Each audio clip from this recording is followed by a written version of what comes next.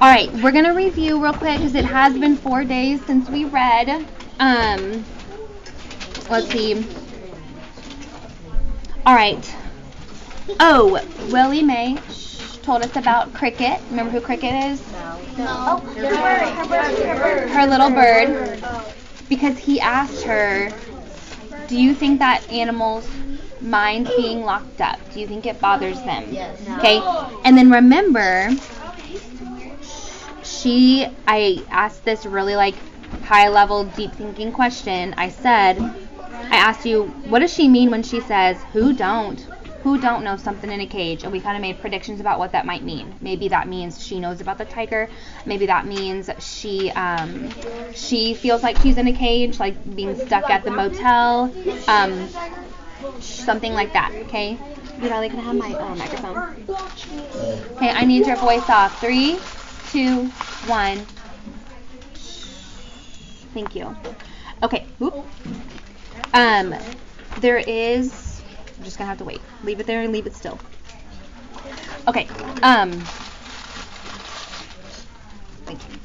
All right. There is because you're gonna see it when I turn the page at some point. A scratched out word. Okay, that we're just gonna move right over. Okay. Just below on past it. Okay. All right. Chapter 18. Well, yeah, you'll be able to see it. It's kind of blurry. Yeah. All right, chapter 18. Rob and he's still not at school. He's still helping out jobs at the motel. Yeah. Rob was sweeping the cement walkway in front of the Kentucky Star rooms when Beauchamp pulled up in his red Jeep and honked the horn. You ready? Hey there, he hollered. Beauchamp was a large man with orange hair and an orange beard and a permanent toothpick in the side of his mouth. Not actually permanent, he just always was chopping on a toothpick. The toothpick waggled as he talked, as if it were trying to make a point of its own. We got you on the payroll now, too? Beauchamp shouted. No, sir, said Rob.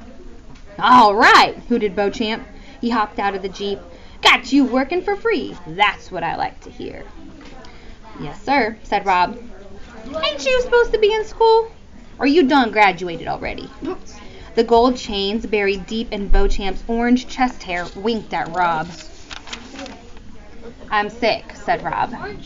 Sick and tired of school, right? He slapped Rob on the back.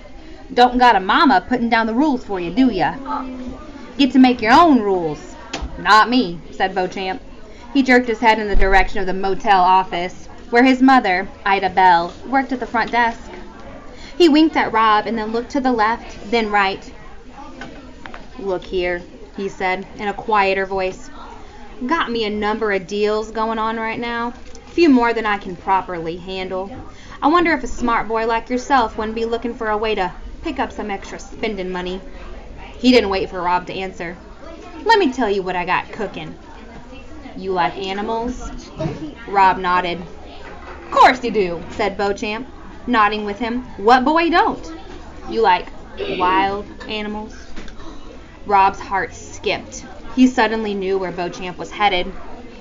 I got me a wild animal, said Beauchamp. I got me a wild animal like you would not believe, right here on my own property. And I got some plans for him. Big plans. In the meantime, he needs some taking care of, some daily maintenance. You following me, son? Yes, sir, said Rob. All right, said Beauchamp, and he slapped Rob on the shoulder again. Why don't you climb on into this Jeep and let me take you for a ride, show you what I'm talking about. I'm supposed to be sweeping, said Rob. He held up the broom. Says who? Said Beauchamp, suddenly angry. Your daddy? He ain't the boss. I'm the boss. And if I say let's go, you say all right. All right, said Rob. He looked over his shoulder, wishing fervently that Willie Mae or his father would appear to save him from Beauchamp, knowing at the same time that he could not be saved, that he was on his own. Good, said Beauchamp. Climb on up. Rob climbed into the passenger seat. There was a big brown grocery bag at his feet. Go on, put that in the back, said Beauchamp as he swung into the driver's seat. The bag was heavy and it stunk. Rob carefully put it on the floor and in the back, and then noticed his hands. There was blood on his fingers. That's just from the meat, said Beauchamp. It won't hurt you none. He cranked the engine. It roared to life, and then they went tearing around behind the Kentucky Star and into the woods. Beauchamp drove like he was crazy. He gunned for trees and then swerved from them at the last minute, whooping and hollering the whole time. "You ain't gonna believe what I gotta show you," Beauchamp hollered at him. "No, sir," Rob said weakly. "What?" Beauchamp shouted. "No, sir," Rob shouted back. "I ain't gonna believe it." But he did believe it. He believed it with all his heart. Chapter 19. Beauchamp hit the brakes. "We're almost there," he said. "You gotta close your eyes so it's a surprise." Rob closed his eyes and the Jeep went forward slowly. "Don't cheat now. Keep them eyes closed." "Yes, sir," Rob said. "All right," Beauchamp said finally. "Go on and open them up." He had pulled the Jeep up as close to the tiger cage as possible without driving right into it. "Tell me what you see," he crowed. "Tell me what's before your very eyes." "A tiger," said Rob. He let his mouth drop open. He tried to look excited and amazed. "King of the jungle, and he's all mine." "Wow," said Rob. "You own him?" "That's right," said Beauchamp. "Not important." "Fellow I know owed me some money. He paid me with a tiger. That's the way real men do business, in tigers." He came complete with the cage. The toothpick in the side of his mouth danced up and down. Beauchamp put a finger to it to steady it into silence. The toothpick danced. We'll write it down in a minute. "What are you going to do with him?" Rob asked. "I'm studying my options. I figure I could set him out in front of the Kentucky Star, have him draw me some more business into the motel." The tiger stood and stared at Beauchamp. Beauchamp looked away from him. He tapped his thick fingers on the steering wheel. "I also might just kill him," Beauchamp said. "Skin him. Make me a tiger coat." "I ain't made up my mind. He's a lot of work, I'll tell you that. He needs meat twice a day. That's where you come in. I need you to come out here and feed him. $2 every time you do it. How's that sound?" Rob swallowed hard. "How do I get the meat into the cage?" he asked. Beauchamp dug in his pocket and pulled out a set of keys. "With these," he said. He shook the keys and they gave a sad jingle. "Don't pay no attention to the big keys. They're for the locks on the door. Open them up and that tiger will get out and eat you for sure. You understand? I ought not to give you this whole set, but I know you won't open that door, right? You ain't no fool, right?" Rob, terrified that the keys to the cage existed and that they were about to be handed to him, nodded. "See this tiny key?" Beauchamp said. Rob nodded again. "That's for the food door, right there." Beauchamp pointed at a small door at the bottom of the cage. "You just open that up, toss the meat in a piece at a time, like this." Beauchamp swung himself out of the Jeep with a grunt. He reached in the back seat for the grocery bag, took out a piece of meat, bent over and unlocked the tiny door, opened it, and threw the meat in. The tiger leaped forward, and Beauchamp took a quick step backward, stumbling. "That's all there is to it," he said, straightening up. His forehead was shiny with sweat, and his hands were trembling. "What's the tiger's name?" Rob asked. "Name?" said Beauchamp. "You ain't got a name. You gotta name something before you toss it a piece of meat?" Rob shrugged and blushed. He bent over to scratch his leg so that he wouldn't have to look at Beauchamp's sweaty, angry face. "You want to get introduced proper?" said Beauchamp in a mocking voice. "Well then, get on out of the Jeep." Hey.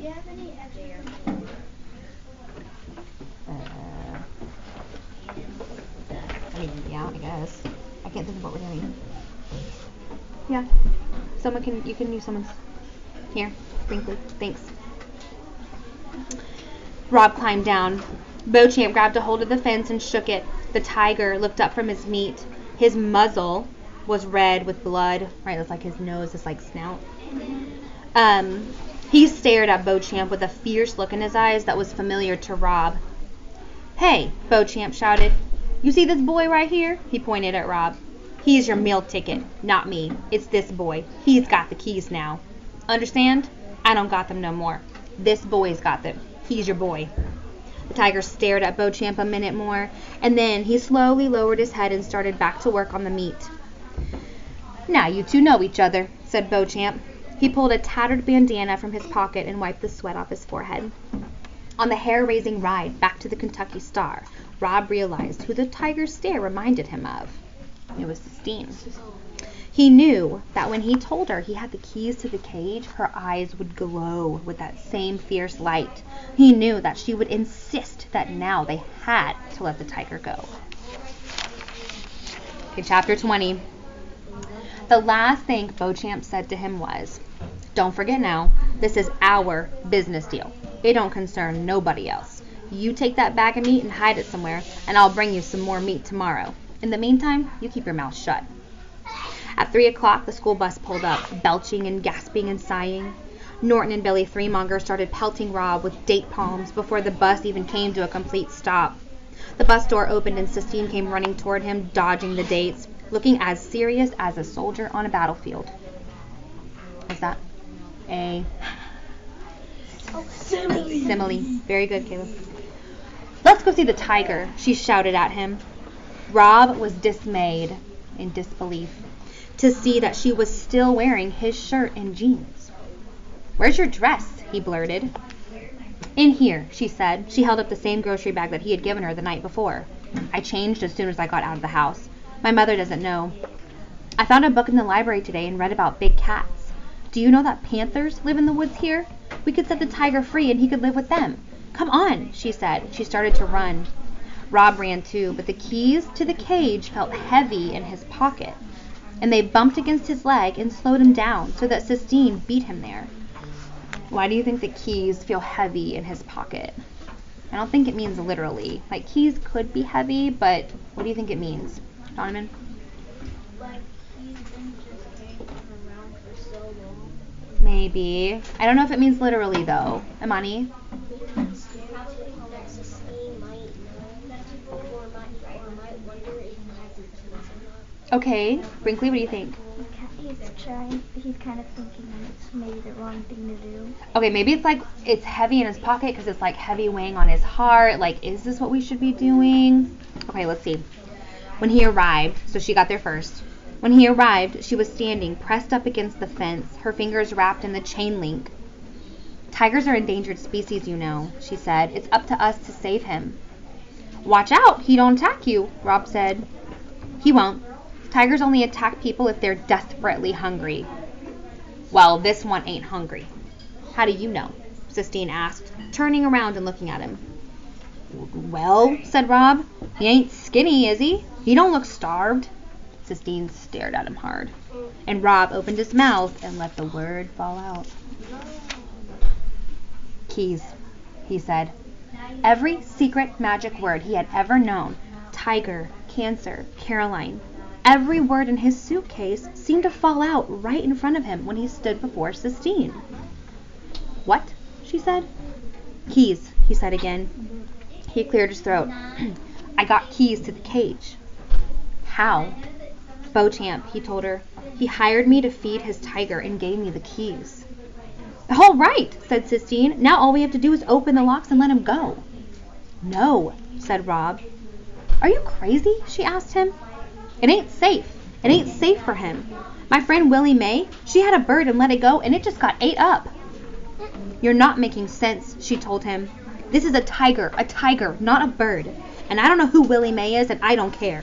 You can't stop me from letting this tiger go. I'll do it without the keys. I'll saw the locks off myself." "Don't," said Rob. "Don't," she mocked back, and then she spun around and grabbed a hold of the cage and shook it the same way Beauchamp had earlier that day.